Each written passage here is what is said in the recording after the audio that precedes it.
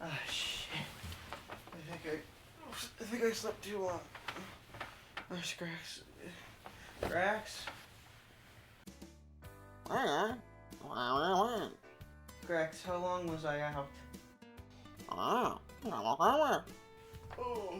shit. I must have passed out after doing the last episode. Oh, I slept too long. Oh my god. Oh shit. We haven't even fucking done the Halloween special yet, dude. Fuck. Let's fucking start it now. I know. The last one was too. At this point, continuity with months doesn't even fucking matter. Just get the special out when you can. I don't know. We'll do it in January if we have to. Just call Hogan. We're reviewing Prophecy.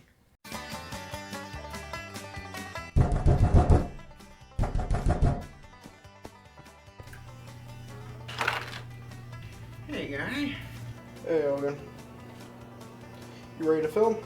I'm ready for a while. I mean, you haven't called to have me, like, film anything with you for quite some time now.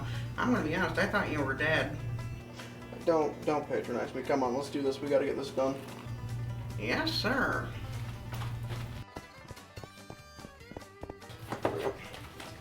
We ready? Graxx, sound. Huh? Sound. Oh. Yo, it's the spooky season, or at least it was a little while ago. It's not anymore, but ooh, just pretend it is. Sorry, I'm a little late on the Halloween special, everybody. I fell asleep for a while, and but anyway, I am very tired. What was I gonna say? Last Halloween episode, my co-host, Cletus the Redneck Skeleton, tried to kill me. And now Graxx isn't allowed to leave me alone on Halloween because the cops thought I was crazy, and apparently they say I'm a danger to myself and others, which I already knew that, but it's not because I'm crazy. I'm just like that, you know? Whatever. Graxx is here, because they made him be here. According to the cops and government, I am certified insane. But I showed them. I locked Cletus in the basement and that bitch flooded. Guess who's laughing now? Not Cletus. He's dead. And now with Cletus out of the way, hopefully there's no Halloween-related shenanigans to bog us down. Not so fast! I am the Ink Wizard. The ghost of Cletus has sent me to force you to review a really bad movie! Graxx, bag him. What?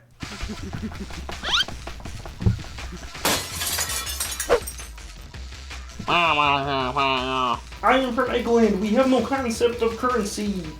Boy, you better talk or you finna get fried. No. The little eggway over here just ain't talking. What should we do? Scrambling, boys.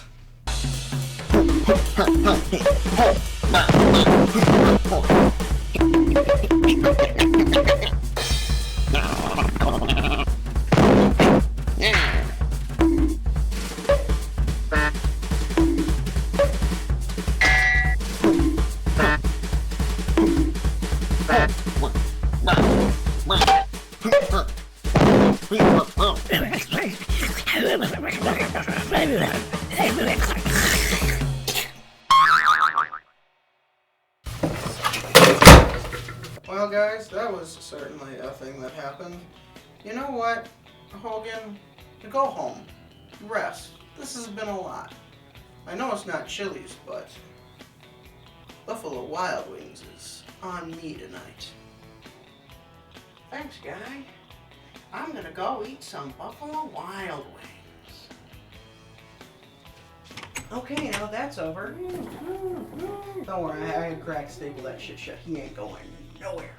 Well, anyway, today we'll be looking at the 1979 John Frankenheimer classic, A Prophecy. It's about a killer bear in the woods, and it says terror is born, but in fact I'd say it's the opposite, because this movie is neither terrifying, nor is anything actually born. In fact, a good portion of the movie centers around, an unborn child, the closest thing to born that is the opposite of born. So it is the farthest thing from being born. Yeah, this movie's fucking tagline is a lie, ain't it? Well, let's review it. The film opens with three people in what sounds to be the most exacerbated dogs to ever live. Seriously, these pooches' pants are very loud and rather distracting. They're walking through the dark, and by dark, I mean dark. So dark, in fact, it's kind of hard to tell what's going on, but whatever. The dogs get wind of something they don't like and start chasing it through the woods, only for one of them to launch itself off of a cliff. It doesn't die or anything, though. He's just kind of hanging there. While trying to pull up the dangling doggo, suddenly it gets yoinked away by some unseen force. Two men named Jim and Bill go after it only to get killed off screen, so another unnamed man goes down to see what's happened and gets killed himself. This scene works pretty well for setting up tension in the tone of the movie, but I can't help but laugh at the third guy's death scream. He sounds like a fucking Looney Tunes character.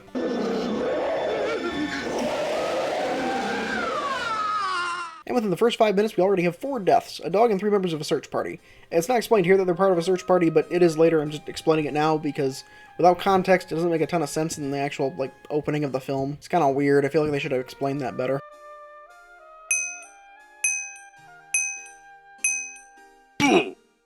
The movie then confirms their deaths by having the scene fade into morning where we see the bodies of the men and the dog. Holy shit. I wasn't expecting to see a dog carcass this early on in the film, but well, there it is. All of this while classical music plays in the background. The most hilarious juxtaposition I've ever seen in a horror movie. I know it's meant to be eerie and off-putting, oh, bad, beautiful music should be played over such a horrifying scene, but honestly it just kind of comes off as unintentionally funny. Something that this movie is constantly. At least the film doesn't hold back, though. It has balls. There's a dead dog right there. It then fades into the person playing said classical music. Maggie Verne, played by Talia Shire, who we just saw in the last episode of The Guy Reviews, when I talked about the first 2 Godfather movies, where she played Connie Corleone. I mentioned her directly all of once in those reviews, but she was really good in those movies, and is overall a great actress. And she has some great acting in this film, too. She's also well known for playing Adrian in the first 6 Rocky movies. Rocky to Rocky Balboa, also known as Rocky to the dumbest possible name they could have given Rocky 6. After the Dead Bodies Over Classical Music show, Maggie talks to her friend Celeste, played by Evans Evans, who, fun fact, was married to the director of the film, John Frankenheimer, from 1963 all the way up until his death in 2002. Anyway, Maggie is talking to Celeste about how she's pregnant. Aw, congratulations. But she's worried that her husband is going to want her to get an abortion. Wow. Okay. That was fucking random. Yeah, in this absurdly violent movie about killer monsters in the woods, there's a subplot about the ethics of abortion. It works in context of the movie. It's one of the few, genuinely good parts of it. But boy, does it come out of nowhere. And just as quickly as that scene started, it ends, and it cuts to Maggie's husband, Dr. Robert Verne, in the world's worst city to ever exist. Seriously, this place looked like a bombed-out wasteland. For a second, I thought I turned on Fallout on Amazon Prime Video. Jesus. While in the worst city, Robert's friend Vic shows up out of nowhere to ask him to go to Maine and work with him on a project. Basically, there's a paper mill that wants to take away some Native American land so they can use the trees to make more paper, and Robert's good with people, apparently, I guess, so maybe he can write a report or something to make the Supreme Court side with the natives and make some kind of impact on society, I guess. I don't know. It's kind of convoluted and nonsensical and is whatever, but it gets him and his wife over to Maine where they meet this dad and his kids, and this guy named Isley, played by the guy who played Dr. Copper in John Carpenter's The Thing. Isley is the guy that owns the paper mill. The second dog from the beginning of the movie shows up and is being flown in by helicopter, and when Robert asks about it, Isley says that's what's left of the mill's search and rescue team. Apparently 2 lumberjacks from the paper mill went missing, and the search party looking for them also went missing. Isley says that the natives think it was some kind of mythical creature called Katadin, a giant monster of sorts. Isley, however, thinks that it's the natives what got the men, and that Katadin is bullshit. Oh, you sweet summer child. The monster is not bullshit. He's on the cover of the DVD. After that, they try to drive through the forest by the paper mill and meet John Hawkes and Ramona, who made a blockade with the other Native American tribes of the area. Isley tells them to move out. They don't. There's a chain link between 2 trees, and some of Isley's goons try to cut it down. John then proceeds to attack one of them, and we get a battle between chainsaw and axe. Who wins? Obviously the chainsaw. And I'm 90% sure this counts for attempted murder, right? Because the only reason he didn't kill John is because Ramona unlinked the chain to save him, and the vehicles went through. Isley was 100% cool with having Chainsaw Man over here kill John. After that interesting scene, which is never brought up again, Robert, Maggie, and Isley drive up to the cabin where Robert and Maggie are going to be staying, and the 2 get settled into the cabin, and Robert goes fishing. While fishing, he hears a sound, and while he sees nothing, we do, when a duck gets sucked underwater. It's so abrupt, and the duck's little quack of it getting pulled in is so damn funny. It got a genuine laugh out of me. Again, a lot of this movie is extremely unintentionally funny.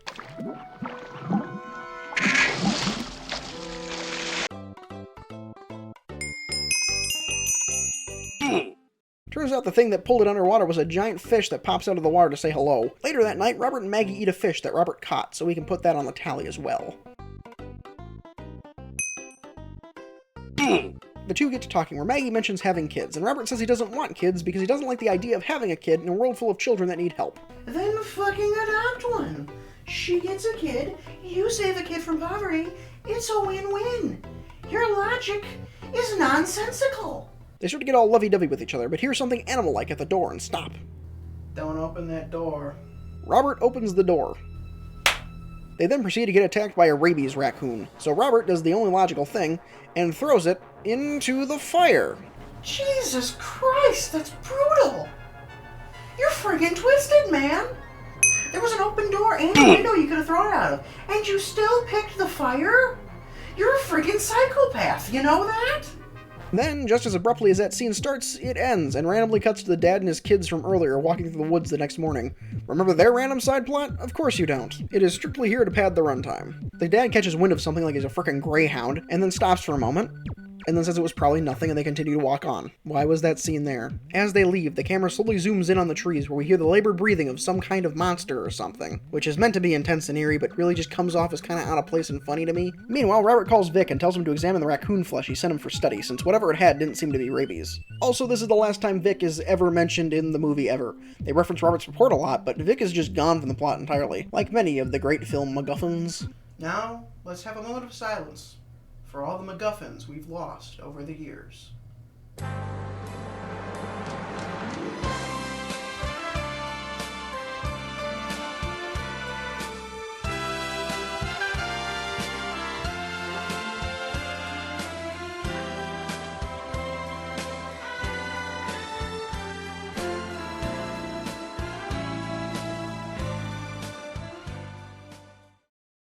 Just then, John shows up out of nowhere to talk with Robert. Also, Ramona is kinda just there. She doesn't do a ton in this movie. I actually forgot her name when I wrote the review originally and started calling her Rebecca about halfway through the script. That's how little importance she had on the actual plot. I forgot her name. John tells Robert that the paper mill is poisoning him and the Native American tribes, killing children before they're even out of the womb, leaving it dead and deformed. They go to a camp and meet Ramona's grandfather who lives there. He tells them that everything in this forest grows big, which, yeah, that fish was pretty big, and they see some other big stuff in the form of this big old tadpole. He also talks about that thing Katadin from earlier and how it's made up of every animal on Earth. Then they find out that the mill feeds directly into the river that the pond feeds into, meaning that it isn't magic that's making those things grow big, it's what's ever leaking out of the mill. It then hard cuts without any form of transition to Isley showing Robert and Maggie around the mill, and he says that there's nothing in the water, it's not dangerous, and that they shouldn't look into it because they test the water all the time and they found nothing.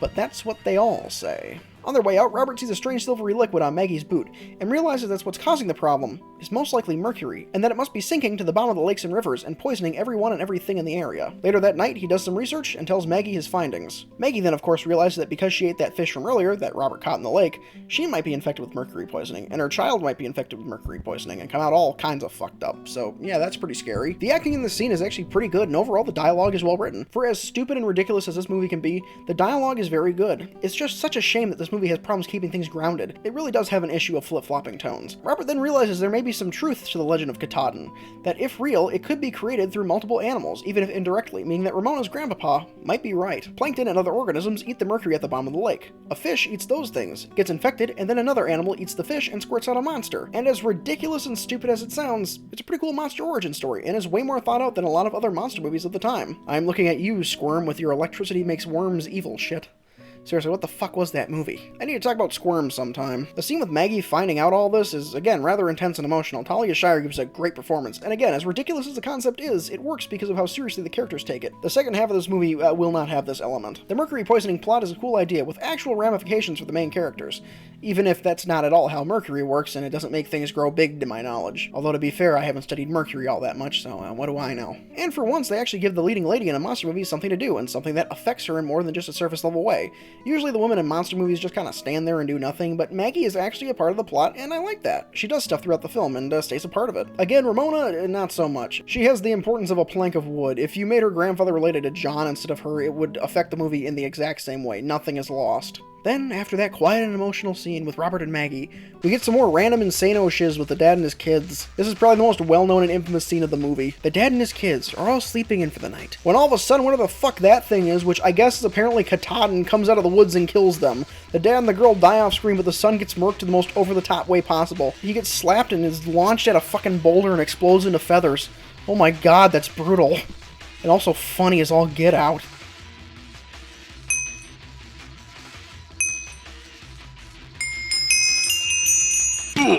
This is where the movie really starts to lose me and all realism is thrown into a wood chipper. Like, it had tonal issues before, don't get me wrong, But this is where the script really rears its ugly head. Before I saw Prophecy, I actually saw this scene in one of those funny movie death compilations on YouTube when I was like 12, and I was absolutely floored to see it again in this movie like 5 years later. Like, this is what that scene is from?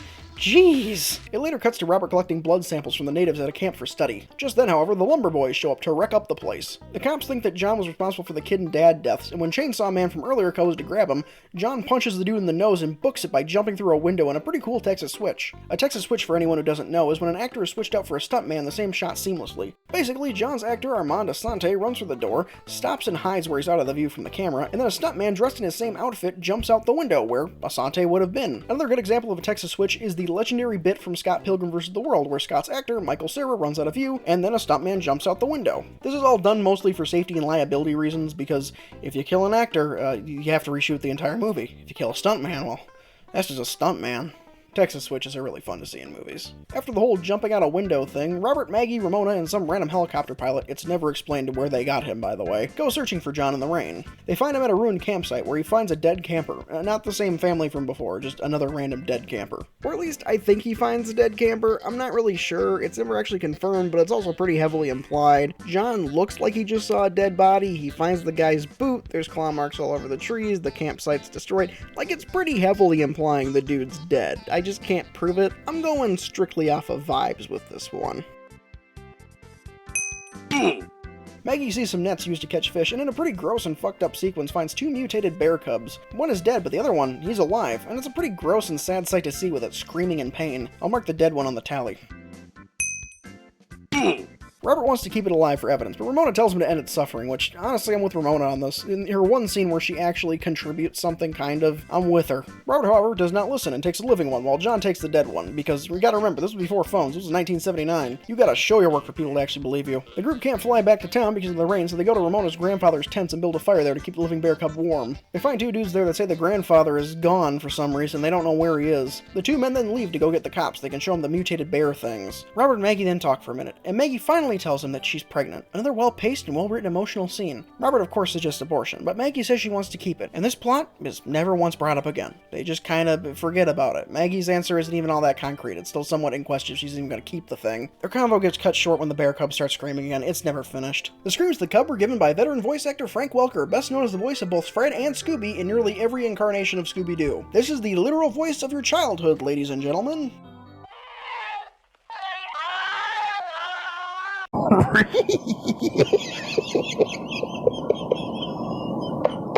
By this point, the sheriff, Isley, and a couple of his goons have arrived, and Isley finally sees what he's created. When asked if he knew about the mercury poisoning, he says, "I didn't want to know." For what would seem to be a one-note villain, this is actually another pretty well done and emotionally written scene, and the performance is also really good. You can actually tell that he finally understands what he's done. If only this movie didn't flip-flop tone so much, I might actually be able to take it seriously.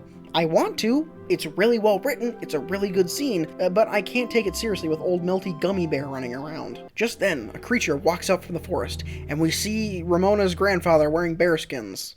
Where was he? Why was he gone in the first place?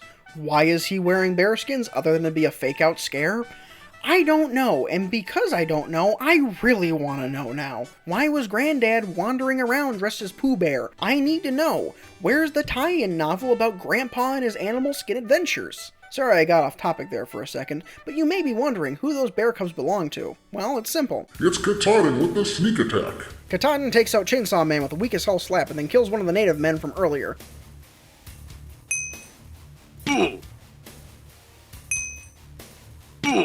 I don't know where the other one is. Maybe he's still in town. Luckiest motherfucker in the whole movie. Never had to deal with this bullshit at all. Went on a quick side quest. Now he's probably at the bar having a cold one with the boys. Katadin knocks over a barrel of gasoline, which is set on fire by that one native guy, and the sheriff's truck explodes. No one was in it from what it looks like, because the sheriff is still with them, but it blows up. Cool explosion.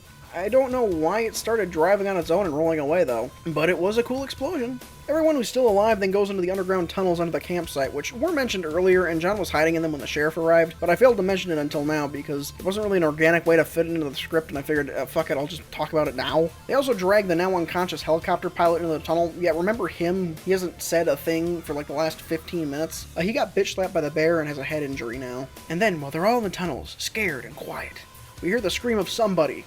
I think it's meant to be the other goon that was with Isley, but I really don't know. He's the only other person left, so it's gotta be him, right? Maybe it's the other native dude, but I'm gonna be honest, I have no idea who's all here. This scene was a goddamn mess to count. Characters float in and out of existence a bit. They don't ever show the pilot running away from the bear until he gets slapped and is now unconscious. Chainsaw Man just got pushed over. He's probably dead, right? But I don't know. It doesn't look like it should have killed him, but the bear kills everyone else, so it probably killed him too. Really, I have no idea who's all here, so I'm just gonna count the other goon. After waiting a while, they all start to think maybe the bear is gone, and the sheriff pokes his head out and immediately gets mauled. Like, what did you think was going to happen? Did he think he was playing a game of human whack-a-mole? You wait 2 minutes and you assume the bear is gone? Oh, and also, during this whole thing, Grandpa's just watching from the sidelines. He's just there. Maybe that's why he was wearing animal skin. Was he trying to blend in and become one with the bears? I'm thinking too deep into this. It's probably just the weird writing. And now time for some behind-the-scenes stuff. Katadin was played through a mix of puppets and a guy in a rubber suit, similar to the Japanese monster movies I often talk about. So yes, this movie is technically a tokusatsu film. The man in the suit playing Katadin was 7-foot-tall actor Kevin Peter Hall, best known for his role as the Predator in the first 2 Predator movies. Katadin was also played by Tom McLaughlin, the writer and director of Friday the 13th Part 6. Yes, that's real. Before he made movies, he was a professionally trained mime. There was also possibly another suit actor named Charles Flemmer. He's listed with the 2 others, so I assume he's part of the same suit acting trio, but I couldn't find much on him because Charles Flemmer is apparently a somewhat common name, and all I could get were lawyers and doctors. However, if you want to hear an uncommon name, the director of the film, John Frankenheimer. Katadin was originally meant to be an amalgamation of multiple animals and looked a lot closer to the creature on the movie's poster, but Frankenheimer decided to make it look more bear-like for some reason. Some people are pro-bear, some people are pro-amalgamation. Either way, it was going to look goofy. This was 1979, it's a miracle this thing looks as good as it does, and it doesn't even look that good within context of the film. If the movie was meant to be more goofy and more of a comedy, I think it could have worked, but overall this thing is just too silly for its own good. You can't take it seriously. Tom McLaughlin, the suit actor mentioned earlier, would refer to it in an interview as Pizza Bear, which, yeah, this thing looks like if Pizza the Hut from Spaceballs had sex with Baloo from the Jungle Book, so a very apt description, I must say. Everybody who worked on the film seems to agree that the bear looks stupid, and even Frankenheimer himself doesn't think the movie turned out all that great. Okay, back to review. The next morning, the group tries to figure out how to save the pilot, who is all kinds of wounded, and Isley decides to redeem himself by going up to an old radio tower to call for help. Meanwhile, the rest of the gang go to the camp where John defenestrated himself earlier. Isley's mini-adventure does not last very long. He gets to the tower and is immediately killed by Teddy Ruxpin. There was apparently a deleted scene of him getting disemboweled, which was cut to get a PG rating, which Frankenheimer felt made the movie less scary. But let's face it, this thing was never going to be scary with that red Winnie the Pooh ass-looking ice cream pop running around. I wonder if it has gumball eyes like the real ice cream pops. A man can only wonder. There were also some other minor scenes cut at the paper mill, and a scene of Robert falling asleep in his boat. There was also a sex scene apparently cut for time, and all these scenes are now lost media and will probably never be found due to the fact that the film was probably never properly stored in the first place, and has probably deteriorated over time. Thus is the nature of film, though. But anyway, back to the review. John finds a truck and him and Robert bring it back to the group. Later that night, they're seen driving out of the forest. They've got the pilot strapped to the roof of the truck for some reason. I'm pretty sure they could have fit him in the back of the truck, right? Like on the floor? That rack on top can't be comfortable, right? Well, anyway, they find themselves in an ambush situation where Katadin knocks over the truck. The bear cub falls on Maggie and bites her. John tries and fails to untie the pilot from the truck, and the pilot gets decapitated with a nice gulp noise by the bear, implying that it ate his head in one big bite. Yum. They had to have known, right? They had to have known that this was going to sound silly. I'm not joking. If you turn up the sound, you can hear it. It's quiet, but it's there. There's a cartoon gulp sound.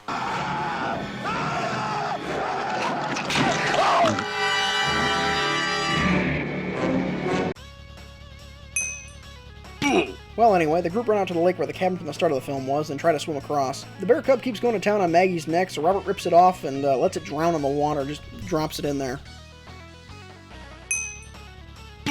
Man, 0 for 3 with the animal deaths here. All in the same place, too. This cabin is going to turn into some kind of like hallowed ground with like an evil shadow over everything. Do you want vengeful spirits, Robert? Because that's how you get vengeful spirits. Oh yeah, and then Grandpa dies. He just kind of stands there and gets killed.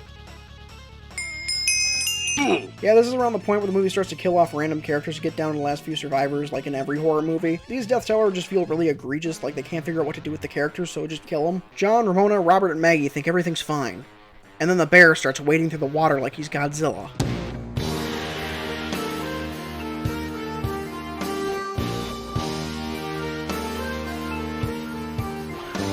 The The four of them barricade themselves in the cabin. Robert finds a rifle with a hole, 2 bullets, and a standoff begins. Katadin comes for the roof, Robert shoots in the face, and in retaliation, Katadin breaks down the wall of the cabin. I don't think insurance is going to cover active mutant bear, but I mean, you can try to file it. You might get something out of it. I don't think it's going to work, though. John then starts shooting Katadin with a bow and gets fucking launched like a clay pigeon and dies. Also, I really don't like that they killed him like this. I feel like he should have had a more substantial death or just not died at all. He just kind of gets dispatched so quickly, for no real reason. Meanwhile, the nothing burger of a character that is Ramona doesn't even react to John's death. He gets sort of like an upwards head nod from her, and that's about it. Also, I can't show a lot of her scenes in this part of the film because you can see her boobs straight through her wet t-shirt, like, the entire time. You know it's a 70s B monster movie when there's random nudity in the most confusing places. Then Robert gets picked up by Katadin and stabs it in the eye, kills it, and when it falls in the water, he just keeps stabbing it some more. And just over and over again. Man, 0 for 4 with the animal deaths. This really is going to turn into, like, some kind of, like, vengeful spirit, Native American burial ground fucking ghost site. I can't wait for Prophecy 2, Ghost Bear. Then it hard cuts to Robert and Maggie flying away in a plane, and the movie just ends. Yeah, it just ends out of nowhere. The married couple are alive. I'm assuming Ramona is alive. She isn't acknowledged or anything, so I don't know. And then this happens.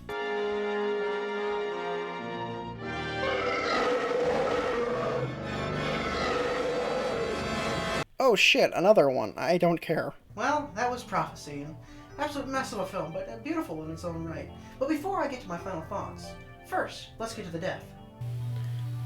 Okay, let's count some dead people. 13 men, 1 woman, 1 person of unknown gender, 1 dog, 1 duck, 1 fish, 1 raccoon, and 3 Katadins died in Prophecy, giving us a nice total of 22 deaths. I'll give the coolest death to that one kid that exploded into a pile of feathers, and I'll give the lamest death to John, because for a main character, he deserved a lot more. Okay, back to review.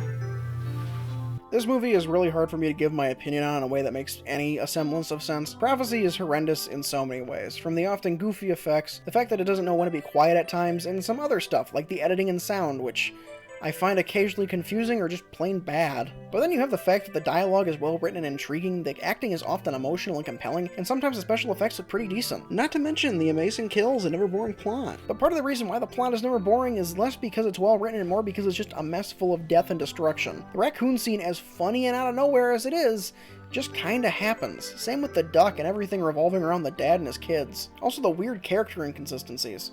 Like, as peace-loving as Robert is, he has a tendency to just kill animals in just the most brutal ways possible. Like, what? Katadin's attack on the camp is an absolute mess in terms of editing and flow, and everything after that is a total mess in the way that people keep dying and getting chased. Isley's death feels super disconnected, it doesn't actually affect the story. The characters never find out he dies, and they're brought home in a plane out of nowhere without any explanation. Like, why? There's also the abortion subplot, which just kind of disappears, and not even in a will she won't she get the abortion thing, where it's left ambiguous for the audience to decide, but more in a we forgot to finish the script sort of way. Maggie tells Robert she's pregnant, and then it's never brought up again. Also the god-awful ending, it just ends. Ramona gets nothing, Robert and Maggie just fly away in a plane, and then another bear shows up for some reason. Can someone explain why? How? Anything? It's kind of a funny and out-of-nowhere ending, but it's just really confusing. From what I've read, this movie is the way it is primarily due to John Frankenheimer changing the monster to a bear at the last minute, and a whole bunch of rewrites to the script, turning it from a genuinely scary monster film into a schlocky shit show that has all the makings of a good movie, but really feels half-baked. Apparently the novelization of the movie differs quite a bit from the final product, so I really want to read it. Considering the guy who wrote the book and the screenplay is David Seltzer, the guy who wrote The Omen, I really want to see if the book is better than the movie. I don't have it, but I'd like to read it sometime and compare it to the thing, maybe in a video or something, I don't know. I'm not making any promises. I'm not going to do what YouTubers do where they'll go, oh yeah, I've got this big thing planned, and that never happens. Don't expect this from me. This is like a maybe. Also, sorry for not being able to go very deep into the behind the scenes. There just is none. It was a completely closed set. No one was allowed on there except the director, the crew, and the people in the film. There was one guy taking pictures, and he really didn't get much of anything cool. There's the original clay model for Katadin's head, and that is the only interesting picture I could find. But the movie is fun for what it is, and I love it because of how god-awful it is. The film is weirdly important to the medium of film as a whole, though, somehow. It was one of the first movies to take advantage of Canada, which is where a ton of low-budget films are shot now, because of how cheap it is, and it kind of started the whole Hollywood North thing, which is what the production side of Vancouver, Canada is often referred to. Also, it inspired Man Bear Pig from South Park, so that's actually pretty cool, I guess. So I guess there was some good to come out of it, but honestly, if you like cheesy-ass monster movies from the 70s, watch Prophecy. It's not good, but it's insanely fun. It might be the peak of bad 70s monster movies. If you want an actually good monster movie, stay as far away from Prophecy as possible. Well, Graxx, we're finally done. It's been a long day. Could you please grab me a freezy pop out of the freezer real quick? Well, Wait a minute. Freezer. Egg. Oh, Graxx, no! Hey, party people, I'm back from B-dubs. oh!